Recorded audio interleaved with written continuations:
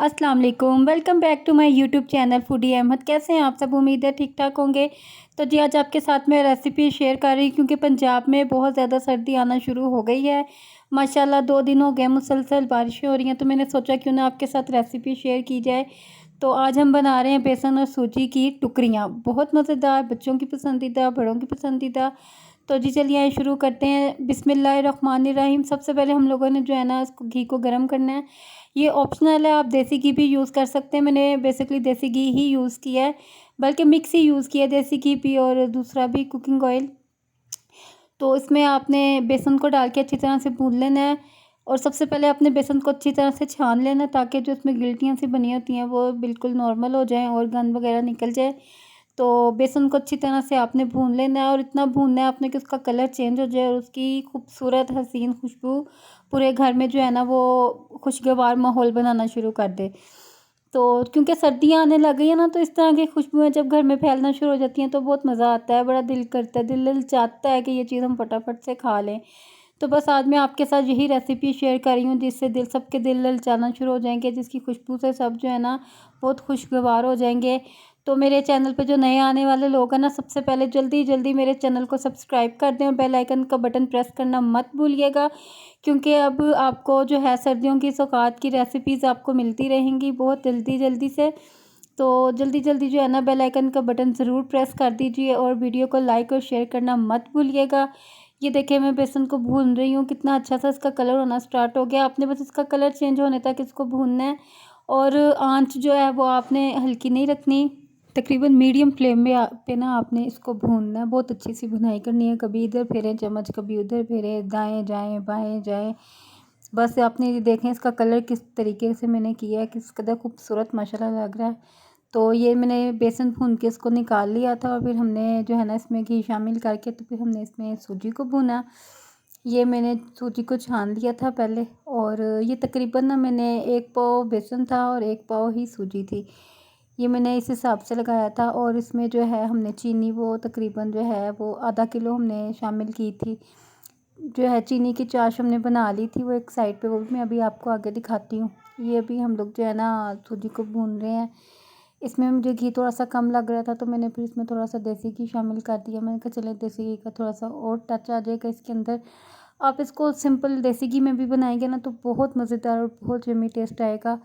तो मेरे पास दोनों थे तो मैंने दोनों मिक्स करके जो है ना वो शामिल कर दिए थे। वो इसलिए कि ना फिर 2 चीज़ें शामिल करो ना तो खुशबू थोड़ी सी देसी घी की कम हो जाती है और मेरी जो बेटी है ना वो देसी घी बिल्कुल नहीं खाती और ना देसी घी वाली कोई चीज़। तो बस उसका जो है ना ध्यान हटाने के लिए मैंने इसमें दूसरा ऑयल और घी शामिल किया था ताकि उसकी स्मेल थोड़ी सी कम हो जाए। ये मेरी चाश बन गई है, बहुत अच्छी सी यम्मी सी चाश बन गई। ये यहाँ पे मैं सूजी की बुनाई कर रही थी, दबादब जो है ना वो बस एक साइड से लग गई। मैं चाश में चम्मच फेर रही थी तो वो खैर कोई बात नहीं। जले में अभी हम लोग जो है वो चीनी डालेंगे, लोग जले पे नमक छिड़कते हैं, हम जले पे चीनी डालेंगे ताकि जो है ना मिठास आए जले में। खैर इतनी ज़्यादा वो नहीं था, सूजी नहीं थी जली। और जो है हमने फिर इसके अंदर जो है इसको अच्छी तरह से बेसन डाल के आपने बस इसको यकजान कर लेना है। दनादन चम्मच फेरना है ताकि ये यकजान हो जाए। फिर इसके अंदर हम लोग जो है ना वो चाश ऐड कर देंगे जो हमने चाश बनाई थी। मैंने आधा किलो चीनी में 1 कप पानी डाल के उसको अच्छी तरह से जो है ना मेल्ट कर लिया था और बड़ी अच्छी सी चाश बन गई। ये फिर चाश हमने इसके अंदर डाल दी थी। तो उसके बाद हमने इसको चम्मच से अच्छी तरह जो है ना मिक्स कर लेना है। चम्मच की मदद से अच्छी तरह से इसको मिक्स करके यकजान कर लेना है कि जो जले में मीठा डाला है वो जो है ना जले का जलापन मिठास ख़त्म कर सके।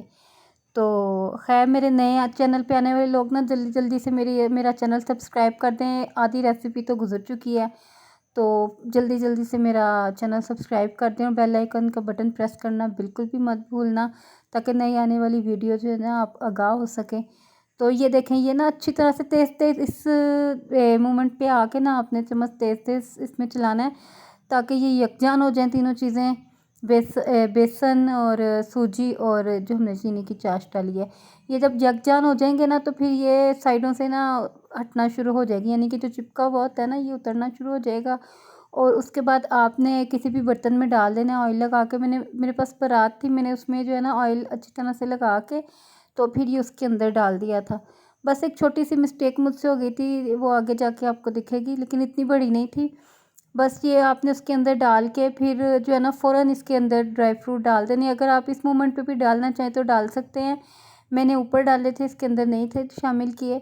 ऊपर डाल के ना उसको हल्का हल्का सा चम्मच की मदद से बेशक आप प्रेस कर दें, ताकि वो अंदर जो है ना थोड़े से जज़ब हो जाए इसके अंदर, उखड़े ना ऊपर से कि वो पता चले ड्राई फ्रूट अलग हो गए हैं और टुकड़े अलग हो गई है। तो उसकी कटिंग आपने गरम गरम की ही कर लेनी है, ठंडे की नहीं करनी। मैंने ना थोड़ा सा ठंडा हो गया था तो फिर इसकी कटिंग कर सकी। इतनी गरम गरम की मैंने कटिंग नहीं थी की। आपने ना इसकी कटिंग करके तो फिर इसके ऊपर ड्राई फ्रूट डालना है और उसको हल्का सा चम्मच की मदद से ना प्रेस कर देना बस। तो ये एक्चुअली मेरा फ़र्स्ट एक्सपीरियंस था। आपने मेरे साथ ज़रूर शेयर करना है कि मेरा फ़र्स्ट एक्सपीरियंस आप लोगों को कैसा लगा। इंशाल्लाह जल्दी नेक्स्ट वीडियो में मुलाकात होगी। और ये बहुत मज़ेदार बनी थी जी, अम्मी बहुत मज़ा आया। मैंने इनको स्टोर कर लिया है, आप लोग भी इनको स्टोर कर सकते हैं। अगर आपको मेरी रेसिपी पसंद आई है तो मुझे कमेंट में ज़रूर बताना। इंशाल्लाह नेक्स्ट रेसिपी में मुलाकात होगी। अल्लाह हाफिज़।